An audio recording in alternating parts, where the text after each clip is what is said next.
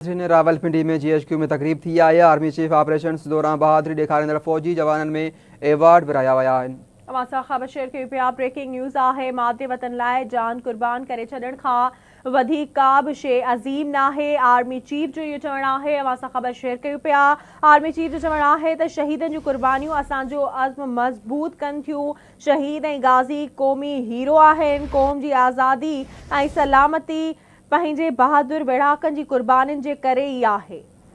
बिल्कुल नाज़रीन, ISPR मूजिब GHQ में तकरीब थी आहे। आर्मी चीफ ऑपरेशन्स दौरान बहादुरी ॾेखारींदड़ फौजी जवाननि में एवॉर्ड विराया विया।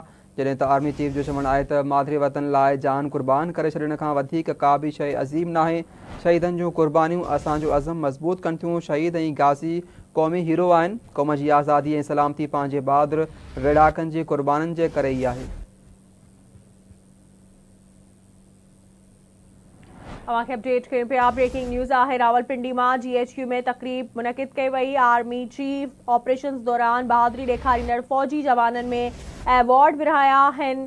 अवां खे अपडेट कयूं पिया। आर्मी चीफ जो चवणु आहे त मादरे वतन लाइ जान कुर्बान करे छॾण खां वधीक का बि शइ अज़ीम नाहे। ISPR मूजिब आर्मी चीफ जो चवणु आहे त शहीदनि जूं कुर्बानियूं असांजो अज़म मज़बूत कनि थियूं। शहीद ऐं गाज़ी क़ौमी हीरो आहिनि।